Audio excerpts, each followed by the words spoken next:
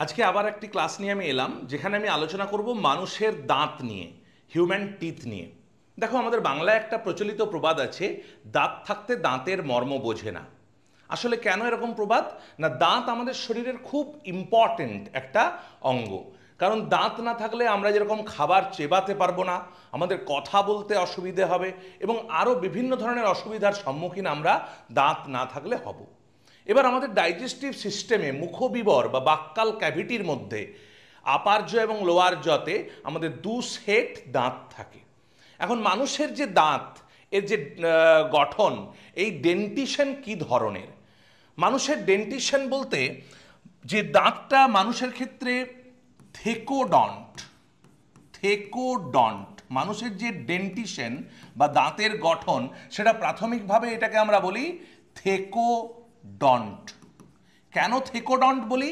না, মানুষের দাঁতটা মাড়ির মধ্যে অস্থির সকেটের মধ্যে পোতা আছে, সেই জন্য একে বলা হয় থেকোডন্ট। অর্থাৎ যে উপরের চোয়াল এবং নিচের চোয়াল আছে, চোয়ালের ভিতর অস্থির সকেটে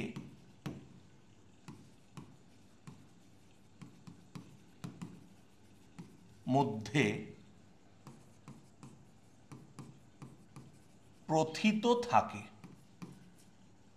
বলে মানুষের দাঁতকে বলে থেকোডন্ট। তার মানে চোয়ালের মধ্যে যে হাড়ের যে সকেট আছে, তার মধ্যে আমাদের দাঁতগুলো আটকানো থাকে, সেই জন্য মানুষের দাঁত কিন্তু খুব শক্ত প্রকৃতির, একে বলে থেকোডন্ট। মানুষের ডেন্টিশনকে আমরা আরেকভাবে বলতে পারি ডাইফায়োডন্ট। এখানে ডাই কথাটার মানে হলো দুই, কারণ মানুষের ক্ষেত্রে দুবার দাঁত ওঠে। তোমরা সবাই দেখেছো যে তোমাদের ছোটবেলায় একবার দাঁত পড়ে গেছে, আবার দাঁত উঠেছে, অর্থাৎ মানুষের ক্ষেত্রে দুবার দাঁত ওঠে। মানুষের দুবার দাঁত ওঠে, তাই মানুষের দাঁতকে বলা হয়, দাঁত হলো ডাইফায়োডন্ট। অর্থাৎ দুবার দাঁত ওঠে। প্রথমবার যে দাঁত ওঠে সেই দাঁতকে বলে মিল্ক টিথ, বা একে বাংলায় বলে দুধে দাঁত। দুধে দাঁত অর্থাৎ যখন ল্যাকটেটিং পিরিয়ড চলে, অর্থাৎ মায়ের দুধ বাচ্চারা খায়, সেই সময় এই দাঁতটা ওঠে এবং এই দাঁতটা কিন্তু পরবর্তীকালে পড়ে যায়। আর তারপরে যে দাঁতটা ওঠে সেই দাঁতটাকে আমরা বলি পার্মানেন্ট টিথ। পার্মানেন্ট টিথ বা স্থায়ী দাঁত। এই দাঁতটা কিন্তু পড়লে আর উঠবে না। তাহলে মিল্ক টিথ এটা কিন্তু পড়ে যায়, এটা পড়ে যায়, পরে আবার ওঠে। এখন প্রশ্ন হলো যে কেন পড়ে যায়, মিল্ক টিথ কেন পড়ে যায়? আসলে মিল্ক টিথগুলো, যেমন আমি বলছিলাম থেকোডন্টগুলো, অর্থাৎ মানুষের যে দাঁত থেকোডন্ট প্রকৃতির, কিন্তু মিল্ক টিথ থেকোডন্ট নয়, অর্থাৎ সেটা কিন্তু অস্থির সকেটে দৃঢ়ভাবে আটকানো থাকছে না। তাই জন্য মিল্ক টিথগুলো জাস্ট ওপর থেকে যেন বসানো আছে। এটা জাস্ট দুধ খাওয়ার সময় মানুষের দাঁতগুলো ওঠে, তারপর আবার 6-7 বছর বয়স থেকে দাঁতগুলো পরপর পড়তে থাকে। 6-7 থেকে 13-14 মানে অ্যাডোলেসেন্সের মধ্যে সব দাঁতগুলো আবার পড়ে যাবে এবং সেই দাঁতগুলো পড়ে তার জায়গায় শক্ত, অর্থাৎ এই থেকোডন্ট প্রকৃতির স্থায়ী দাঁত উঠবে, যেটা সাধারণভাবে পড়বে না, একদম বৃদ্ধ বয়সে পড়বে। সেগুলো পড়ে গেলে কিন্তু আর উঠবে না। অর্থাৎ মানুষের ক্ষেত্রে এই দুবারই কিন্তু দাঁত ওঠার কথা।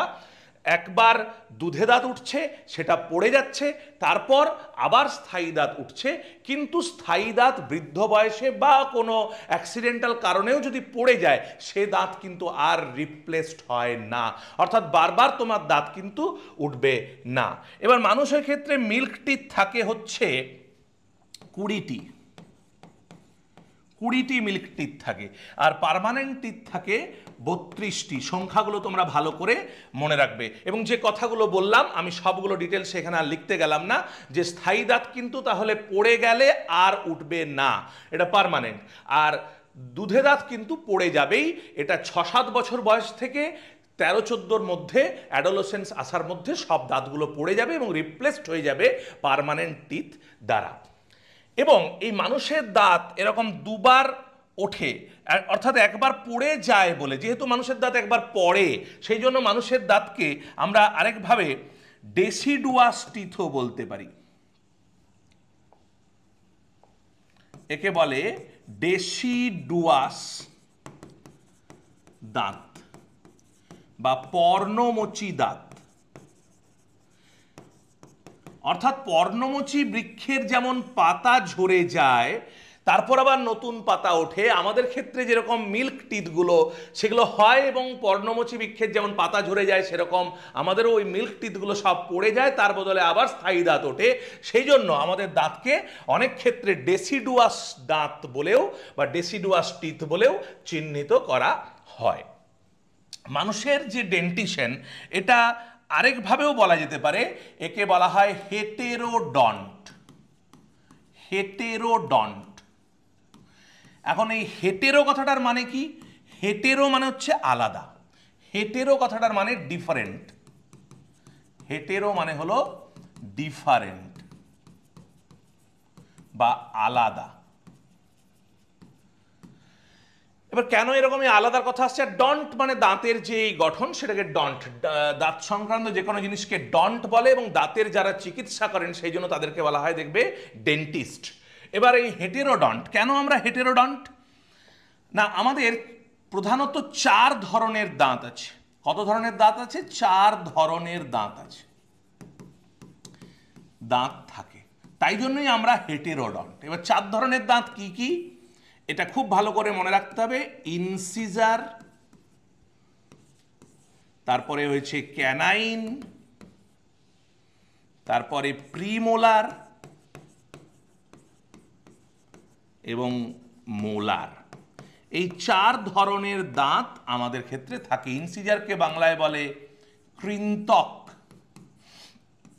ক্যানাইনকে বলে ছেদক বাংলায় বলে, প্রিমোলারকে বলে অগ্রপেশক,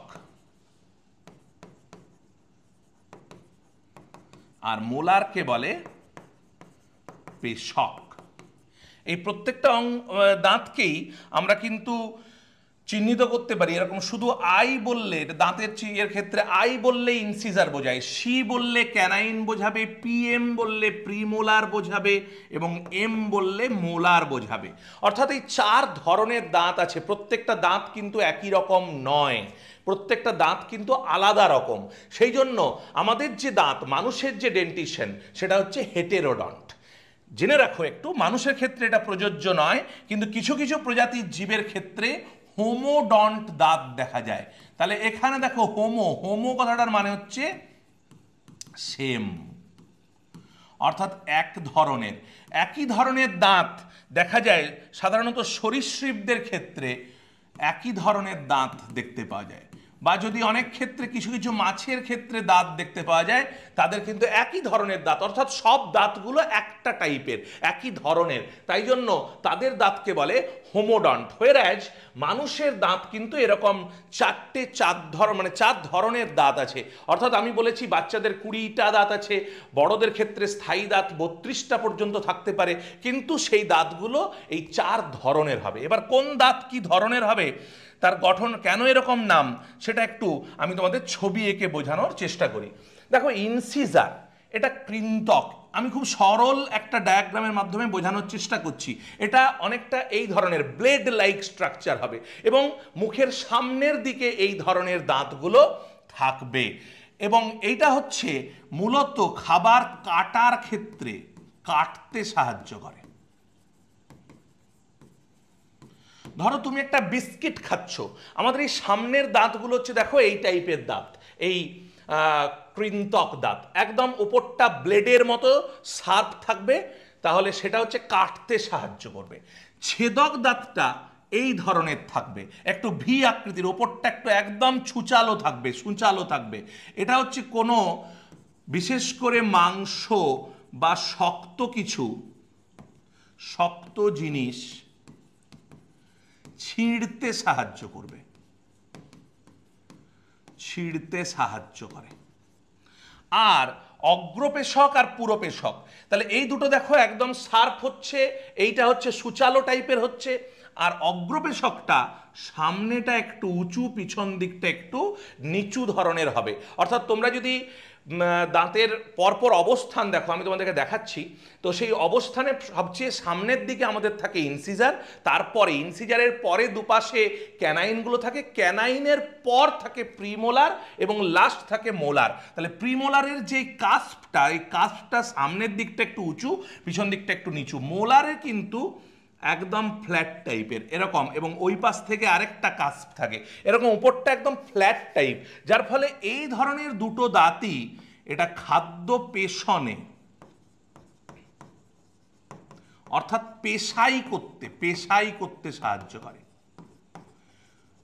চেবানোর যে মূল কাজটা, অর্থাৎ ভাতটা তুমি নিয়ে যে চেবাবে, ভাতকে তুমি সামনের দিকের দাঁতে চেবাতে পারবে? একদম না। তুমি কোনো জিনিস কাটার ক্ষেত্রে সেটা সামনে কাটলে কিংবা ছিঁড়লে, মাংস ছেঁড়ার সময় আমরা সাইডে ছিঁড়ি, এটা আমরা করতে পারি, কিন্তু খাবার যদি চেবাতে হয়, তুমি একটা ছোলা চেবাবে, তুমি একটা ভাত কিছু চেবাবে, বা অন্যান্য অনেক জিনিস মুখে বেশি করে খাবার নিলে সেটাকে চেবাতে গেলে আমাদের মূলত সাহায্য করবে প্রিমোলার এবং মোলার। এই সবগুলো দাঁতের কম্বিনেশনে আমাদের যে চর্বণ, এই পুরো ব্যাপারটা মানে চেবানোর ব্যাপারটা সম্পন্ন হয়। এবার আমাদের দেখতে হবে যে এই দাঁতগুলো কেমন ওরিয়েন্টেশনে আছে।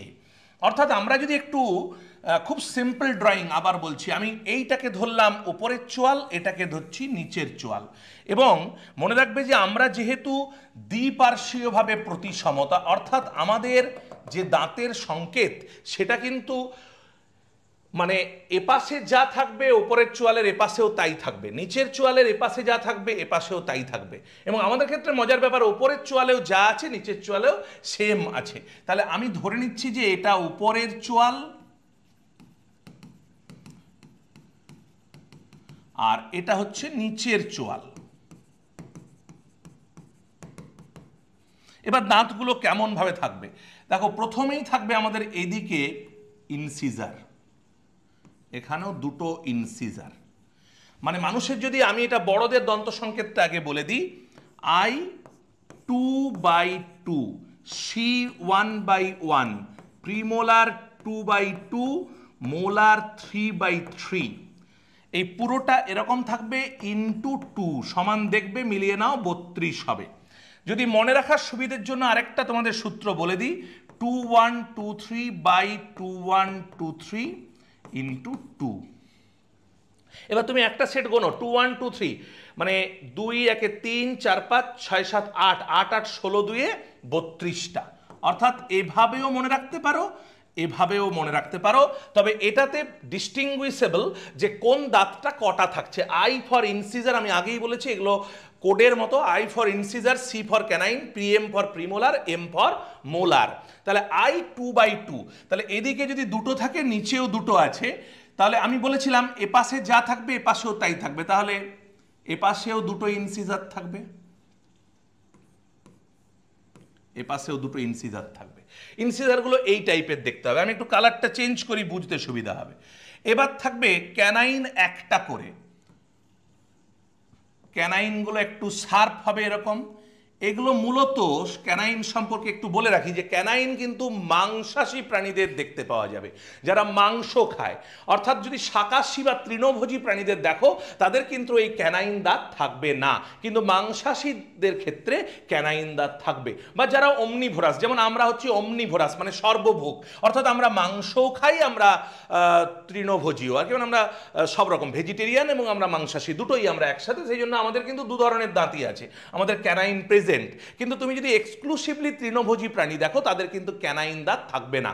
গরুর ক্ষেত্রে, ছাগলের ক্ষেত্রে এদের কিন্তু ক্যানাইন দাঁত থাকবে না। তাহলে এই দুপাশে ক্যানাইন থাকছে 1/1 ইন্টু 2, তার মানে টোটাল 4টে থাকছে। দেখো 1 2 3 4, গ্রিন কালারে আমি আঁকলাম। এবার যদি আমি প্রিমোলারটাকে আরেকটা অন্য কালার ইউজ করি, সব দাঁতই সাদা রঙের হয়, আমি এখানে বোঝানোর জন্য অন্য কালার ইউজ করছি, একদিকটা উঁচু একদিকটা নিচু। তাহলে প্রিমোলার 2/2, উপরের সেটে দুটো নিচেও দুটো। তাহলে আমি বলেছি আমরা দ্বিপার্শ্বীয় প্রতিসম, এই পাশেও সেম থাকবে, অর্থাৎ সামনে উঁচু পিছনে নিচু, একদিকটা নিচু। তাহলে দুই দুই হয়ে গেল। এপাশে দুটো প্রিমোলার, এটা প্রিমোলার, এটা দুটো প্রিমোলার, এটাও প্রিমোলার, এই দুটো প্রিমোলার।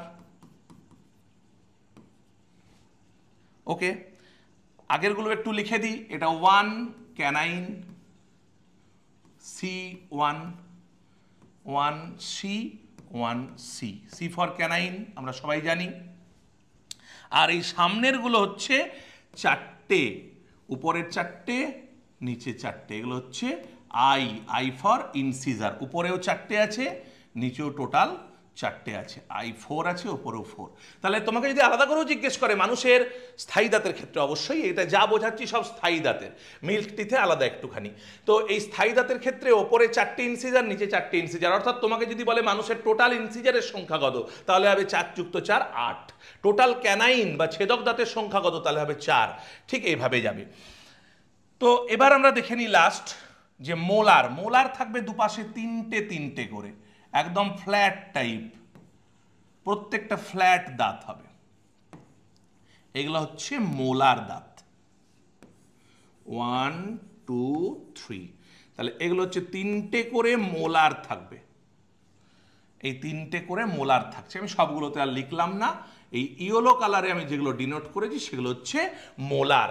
তাহলে এটা হচ্ছে first molar, second molar, third molar.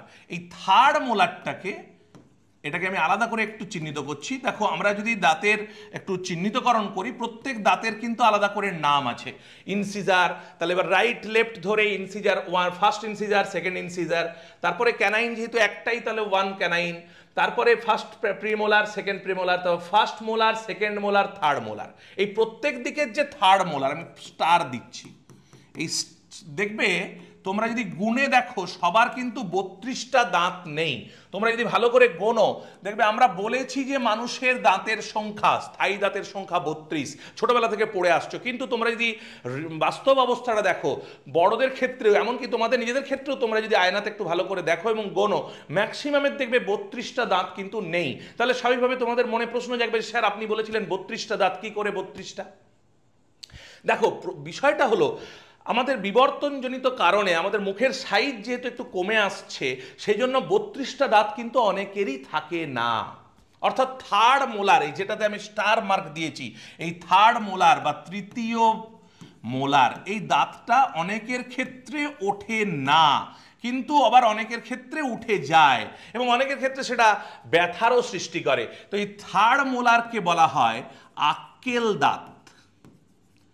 খুব কমন একটা টার্ম, আমাদের সাধারণরা আমরা বলি যে আমাদের আক্কেল দাঁত উঠেছে। এখন এই আক্কেল দাঁত মানে কি না, এই তৃতীয় মোলারটা উঠেছে এবং অনেকের ক্ষেত্রে এটা উঠতে গিয়ে খুব ব্যথা বেদনা হয়। তার কারণ মুখের যেহেতু সাইজ কম, এদিক ওদিক থেকে উঠে যেতে পারে এবং যেটা ব্যথা সৃষ্টি করতে পারে, সেই জন্য এটাকে বলে আক্কেল দাঁত।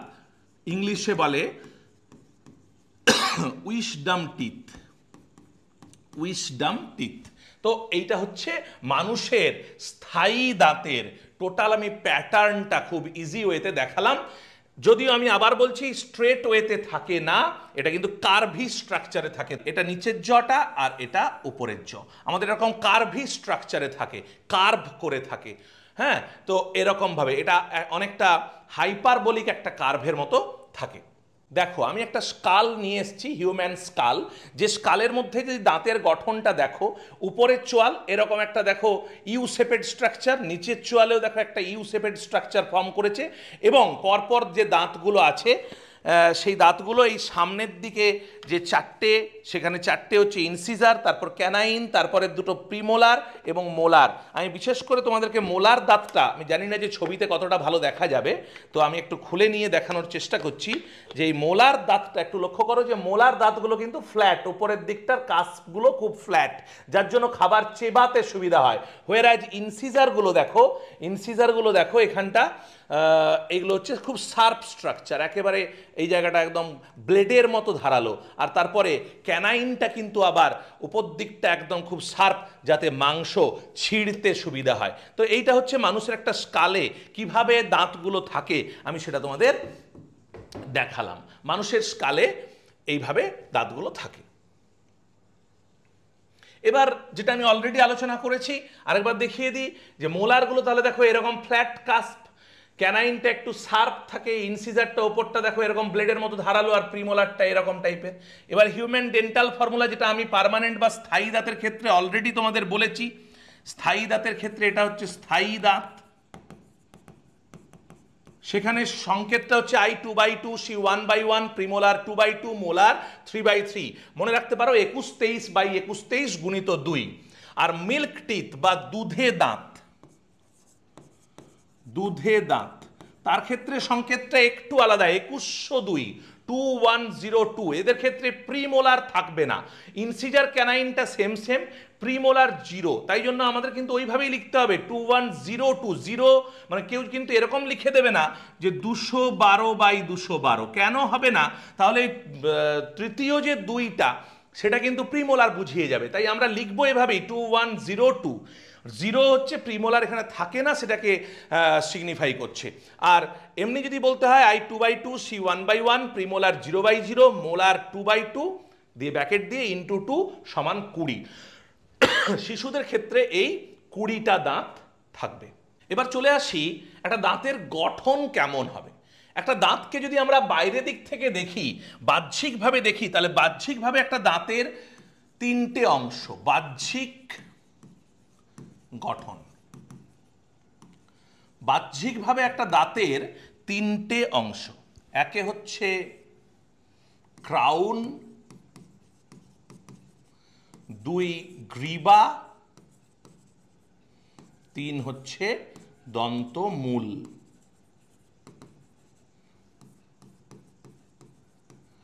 ক্রাউন, নেক, রুট, এই 3টে অংশ বাইরে থেকে দেখতে পাওয়া যাবে। একটা দাঁতে এই 3টে অংশ বাইরে থেকে দেখতে পাওয়া যাবে। একদম ওপরে যেটা আমরা দেখতে পাই, অর্থাৎ দাঁত বলতে মাড়ির উপর যে জিনিসটা দেখতে পাচ্ছি সেই জায়গাটা হচ্ছে ক্রাউন, বাংলায় চূড়াও বলা যেতে পারে। গ্রীবা হচ্ছে দেখো যে জায়গাটা দুটোকে জাস্ট এই যে মানে মাড়ির মধ্যে ঢুকছে, জাস্ট মাড়ির মধ্যে যে জায়গাটা ঢুকছে, এই যে জাস্ট সংযোগ স্থলটা, যে জায়গাটা বাইরে এবং মাড়ির সংযোগ স্থল, সেই জায়গাটাকে বলছি গ্রীবা বা নেক। আর একদম যেটা মাড়ির নিচে থাকছে তাকে বলছি দন্তমূল। অর্থাৎ গাছের যেমন মাটির তলায় মূল যায়, ঠিক আমাদের দাঁতের ক্ষেত্রেও, স্থায়ী দাঁতের ক্ষেত্রে ওপরে যতটা থাকে তার প্রায় দ্বিগুণ বা বেশি, 2.5 গুণ 3 গুণ পর্যন্ত তলার দিকে প্রথিত থাকে। সেই জন্যই আমাদের দাঁত এত শক্ত হয়। আমরা যে কোনো শক্ত খাবার দাবার, সে ছোলা থেকে আরম্ভ করে বিভিন্ন শক্ত বাদাম, বিভিন্ন ধরনের খাবার, মাংসের হাড় আমরা চেবোতে পারি। সেই কারণেই আমরা পারি, কারণ গর্তের ভেতরে অনেকটা অস্থির সকেট পর্যন্ত এটা বিস্তৃত। এবং আমি যেটা আগেও বলছিলাম যে মিল্ক টিথ, সেটা পড়ে যাওয়ার অন্যতম কারণ হচ্ছে মিল্ক টিথের ক্ষেত্রে কিন্তু এরকম থাকে না। যদি এটা মাড়ি ভাবা যায় তাহলে তার উপর একটা পার্মানেন্ট টিথের ক্ষেত্রে যেরকম দেখাচ্ছে, আমি খুব এখানে সিম্পল একটা ড্রয়িং করে দেখাই যে একটা পার্মানেন্ট টিথ এরকম তলা পর্যন্ত বিস্তৃত, এটা হচ্ছে permanent teeth. But in case of milk teeth যদি ইনসিজার দেখাই তাহলে এরকম একটু বিস্তৃত, সামান্য একটু বিস্তৃত, যার জন্যেই কিন্তু মিল্ক টিথ পড়ে যায়। অর্থাৎ মিল্ক টিথের কিন্তু রুটটা, মিল্ক টিথের ক্ষেত্রে রুটটা অতটা ডেভেলপ নয়, মিল্ক টিথের রুটটা খুব নমনীয় এবং ওই অল্প দূর বিস্তৃত, সেই জন্য এটা বেশি দিন টেকে না ওই অ্যাডোলেসেন্স বা পিউবার্টি ফেজের মধ্যে, বয়ঃসন্ধিকালের মধ্যে এটা পড়ে যাবে সব দাঁতগুলো। এবার আমরা যদি একটু আভ্যন্তরীণ গঠনটা দেখি, তাহলে আভ্যন্তরীণ গঠন অনুযায়ী দাঁতের কতগুলো অংশ? আভ্যন্তরীণ গঠন অনুযায়ী দাঁতের কিন্তু 4টি অংশ। আভ্যন্তরীণ গঠনের দিক থেকে আমরা যদি দেখি তাহলে দাঁতের 4টে অংশ। এনামেল, 2 ডেন্টিন, 3 সিমেন্টাম,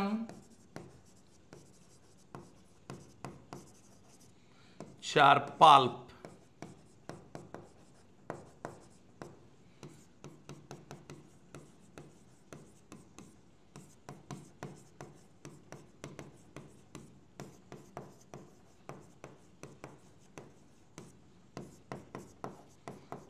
তাহলে এই 4টে অংশ দাঁতের দেখতে পাওয়া যায়।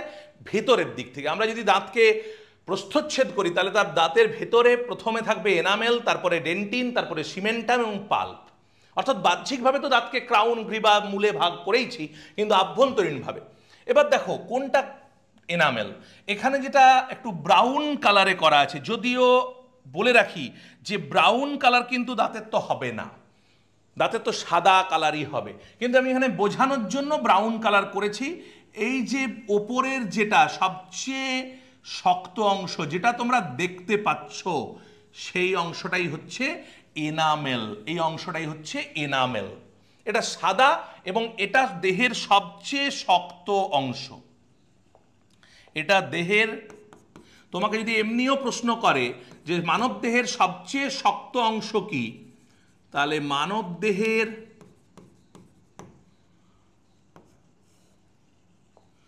সবচেয়ে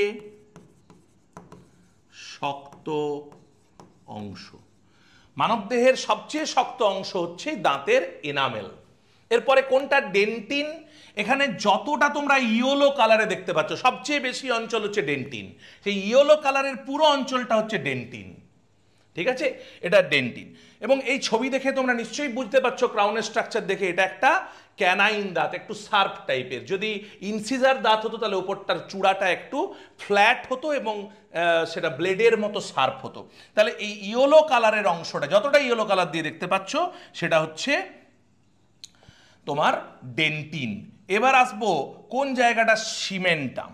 সিমেন্টাম হচ্ছে বা সিমেন্ট হচ্ছে একদম দাঁতের মূলের মধ্যে। আমি একটু গ্রিন কালার দিয়ে যে জায়গাটাকে এখন মার্ক করছি, এপাশ থেকে আবার এপাশ থেকে দুপাশটাকে দেখো, ডেন্টিনের একদম বাইরের দিকে যে একটা লেয়ার মতো আছে, সেটা খুব ছোট্ট অংশ, কিন্তু এই জায়গাটা মাড়ির সাথে দাঁতকে আটকে রাখার ক্ষেত্রে একটা খুব গুরুত্বপূর্ণ ভূমিকা পালন করে। তাহলে সেই জায়গাটা হচ্ছে সিমেন্ট বা সিমেন্টাম। তাহলে আমার ছবি অনুযায়ী এখানে ব্রাউন কালারের অংশটা হলো এনামেল, ইয়েলো কালারের যে অংশ সেটা হলো ডেন্টিন, গ্রিন কালারের যে রিজিয়নটা সেটা হলো সিমেন্ট।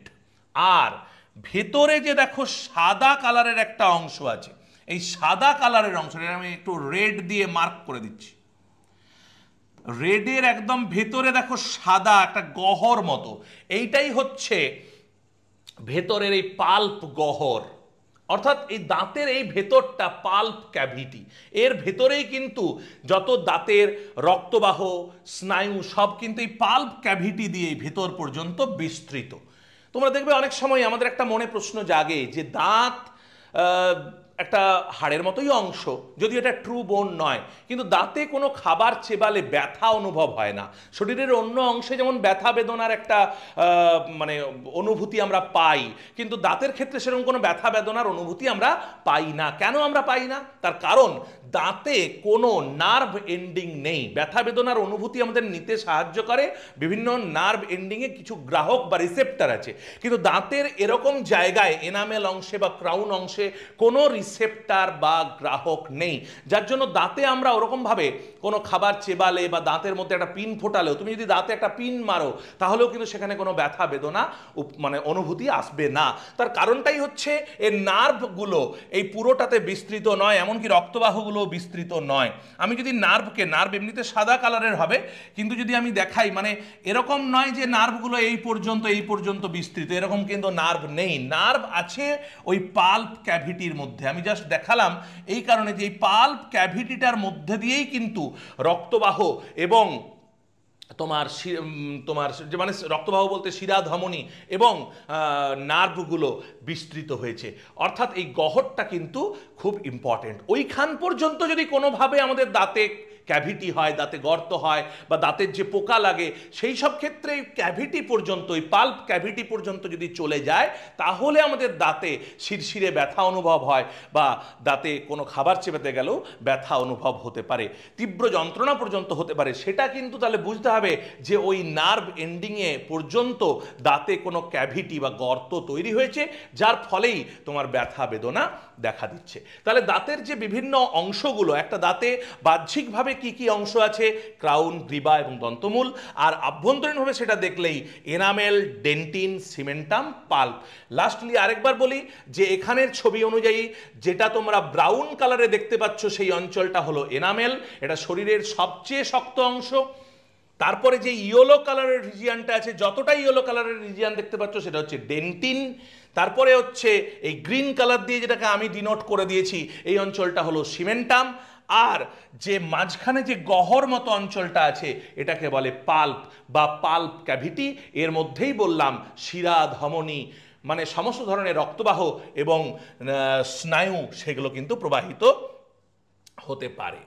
এরপর আসি, আগেরটা যেরকম দেখালাম এটাও দাঁত ওটাও দাঁত, কিন্তু ওটা ছিল একটা ক্যানাইন দাঁত, কিন্তু এটা একটা মোলার দাঁত। মোলার দাঁতের ক্ষেত্রে গঠনটা একটু আলাদা, বাকি সব ঠিকই আছে। এখানে দেখো সাদাতেই দেখানো হয়েছে, এখানে যে উপরের সাদা অংশটা সেটাই এনামেল। বাহ্যিকভাবে দেখো সেই একই কথা, ক্রাউন আছে, তারপরে নেক আছে, তারপরে রুট আছে। দাঁতের গঠনে কোনো পার্থক্য নেই, কিন্তু ওখানে দেখছিলে আগে, আবার একবার দেখাই, এটা হচ্ছে সিঙ্গেল রুটেড, অর্থাৎ রুটটা একটাই, অর্থাৎ ওপরটা যেহেতু সরু সেই অনুপাতে রুট একটাই। কিন্তু যদি আমরা এই দাঁতটা দেখি, অর্থাৎ মোলার দাঁতটা দেখি, তাহলে লক্ষ্য করে দেখো রুটটা একটু বাইফার্কেটেড হয়ে গেছে।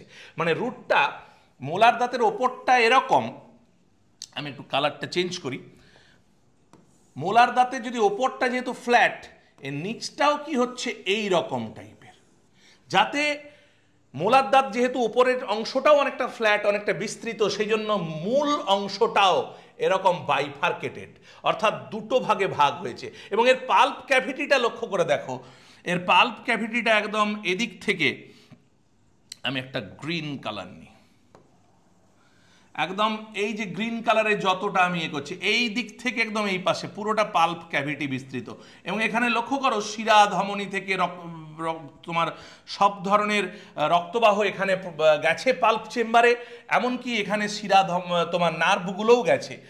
আর এখানে তাহলে এনামেল হচ্ছে এই সাদা অংশটা, দেখো এনামেল সাদাটা, তারপরে এই যে একটু বিস্কিট কালারের যে অংশটা সেটা ডেন্টিন, আর সিমেন্টাম যেমনটা আমি আগে বলেছিলাম, আমি এখানে ব্লু কালারে দেখাই, এই যে ব্লু কালারে এই যে বাইরে যে আমি অংশটা ড্র করে দিলাম, এখন এই জায়গাটাকে আমরা বলতে পারি সিমেন্টাম, আর ভেতরের এই গহ্বরটাকে আমরা বলি পাল্প চেম্বার বা পাল্প। তাহলে যে ধরনেরই দাঁত হোক না কিনা, সেটা তোমার ইনসিজার ক্যানাইন হোক বা প্রিমোলার মোলার হোক, তার ক্ষেত্রে রুটটা এটাগুলোর ক্ষেত্রে একটু বাইফার্কেটেড, কিন্তু বাকি সব গঠন বাহ্যিকভাবে এবং আভ্যন্তরীণভাবে একই রকমের।